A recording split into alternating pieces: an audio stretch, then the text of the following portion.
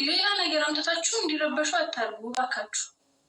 አይ በቃ ሰላም ቤተሰብ እንዴት አመሻችሁ? እኔ በጣም ደህና ነኝ፣ እግዚአብሔር ይመስገን። በድጋሚ መጥቻለሁ።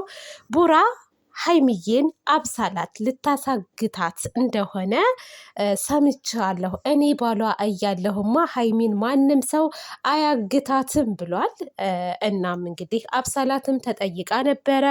እኔ በፍጹም እንዴት እንደዛ አደርጋለሁ? እኔ የምፈልገው በዚህ ሰዓት ከእናንተ ጋር ሰላም ፈጥሬ ወደ ነበረው ህይወቴ መኖር ነው እንጂ ይሄ ማገት ምናምን የሚባለው ጭራሽ እኔ አስቤውም አላቅም። እና እባካችሁ ያላልኩትን ነገር እያመጣችሁ አታውሩ ፕሌስ በማለት እንግዲህ አብሳላት ጠይቃለች ማለት ነው። ያው እነሱ እንደተረዱት ከሆነ ሀይሚን አግተው ከዛ በኋላ አብሳላት ወደ ብሩኬ ትሄዳለች የሚል ሀሳብ ምናምን ነው የመጣው። በነገራችን ላይ ፍቅርም ሆነ ትዳርም ሆነ በግድጃ ሳይሆን በፍቃደኝነት ነው። ቤተሰብ የፈለገ ነገር ሀይሚን ቢያግቷት የፈለገ ነገር ቢያደርጓት ቡራ ፍቃደኛ ካልሆነ አስረው ወይንም ደግሞ እሱንም አግተው ካላገባኸኝ ወይንም ደግሞ ይህን ነገር ካላደረግክ ማለት አይቻልም። እና ሁሉም ነገር በፍላጎት ነው የሚሆነው። ዋናው ነገር ግን ማለት ነው ዋናው ነገር አሁን ከአብሳላት ጋር ሰላም ከፈጠራችሁ ወደ ሰላም ከተመለሳችሁ ለምን አብሳላት የራሷን ህይወት አትኖርም? እኔ ማለት ነው ብዙ ጊዜ እናገራለሁ፣ ግን የሚሰማ ሰው የለም። እና በቃ ብሩኬም ሆናችሁ ሀይሚዬም ይህ ሶስተኛ ወገን ለእናንተ ምንም የሚጠቅማችሁ የለም። በቃ ማንም ሰው ስለማይጠቅማችሁ ለምንድን ነው የራሳችሁን ህይወት የማትኖሩት? ለምንድን ነው እየደጋገማችሁ በህይወታችሁ ላይ እንዲገቡ የምታደርጉት? ይሄ ነገር ለእኔ ጥያቄ ነው። እና ስለዚህ ማለት ነው በቃ ሰላም ፈጠራችሁ አይደለ? እሷም ወደ ነበረችበት ትሄድ፣ እናንተም ህይወታችሁን ቀጥሉ። ዛሬ ሰላም ቢፈጠር ዛሬ ግልጽ ሆናችሁ ብትነጋገሩ አብሳላት ነገ ጠዋት ሀሳቧን ቀይራ ከመምጣት ወደኋላ የምትልበት የለም። ስለዚህ በሰላማዊ መንገድ ብታሰናብቷት ጥሩ ነው። በዚህ ሀሳብ ደግሞ ብዙዎቻችሁም ተስማማላችሁ ብዬ አስባለሁ።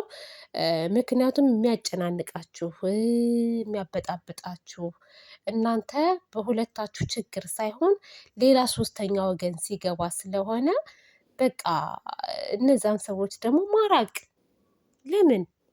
ምክንያቱም መከበር በራስ ነው። በቃ ራሴ እንድከበር ከፈለኩ ሰዎችን አከብራለሁ። ከዛ በተረፈ ግን ተራርቆ መኖር በቃ ሰዎች እንዲያከብሩን ሰዎችን ማክበር አለብን። የማያከብሩን ከሆነ ደግሞ ርቀታቸውን ጠብቀው እንዲኖሩ ማድረግ ማለት ነው። እና እንደዛ ብታደርጉ ጥሩ ነው። በተረፈ እኔ ክፍተት ባትፈጥሩ መልካም ነው ብዬ አስባለሁ።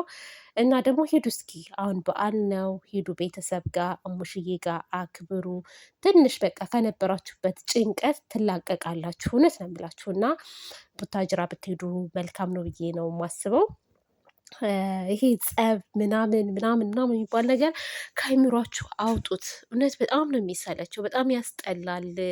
ሰው ሰላም ሲሆን በሰላም በደስታ በፍቅር ሲመጣ ነው ሁሉም ተመልካችን ቢሆን ደስ የሚለው። እና ሁሌ ጭቅጭቅ፣ ሁሌ ንዝንዝ ጥሩ አይደለም። በእርግጥ ማለት ነው እያየን ነው።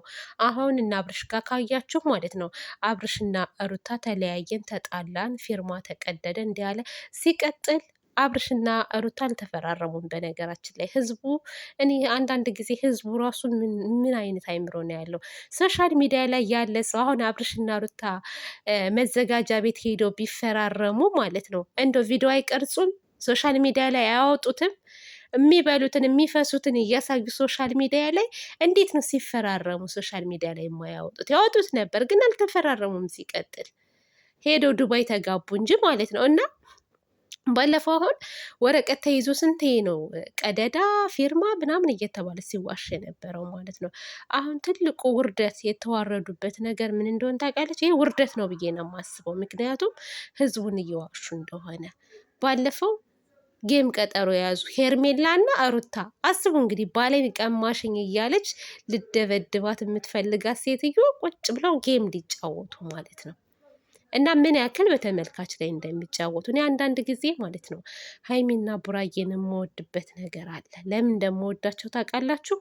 ተመልካች ተው የሚላቸውን ነገር፣ ተመልካች ያዘነባቸውን ነገር ያቋርጣሉ።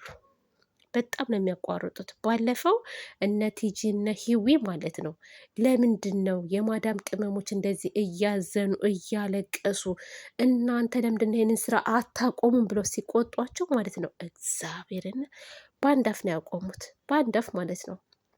እና ለተመልካች በጣም ክብር አላቸው ብዬ አስባለሁ። ከሌሎቹ በጣም ይቦንሷቸዋል፣ ይቦንሷቸው 10%። እውነት ቡራ ሀይሚ ማለት ነው በጣም ክብር አላቸው። እኔ እናብርሽ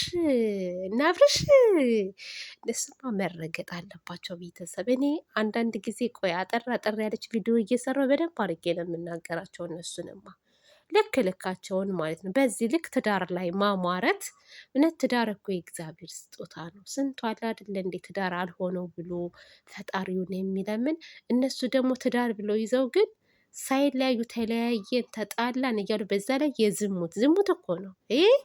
በትዳር ላይ ትዳር ያዘ ሄደ ወጣ ወረደ ዝሙት በቃ ለህዝቡ ዝሙት ነው የሚያስተምሩት። እና እንደዚህ አይነቶቹን ደግሞ መቃወም አለብን። ጥሩ ስራ ሲሰሩ እንደግፋለን። አለቀ።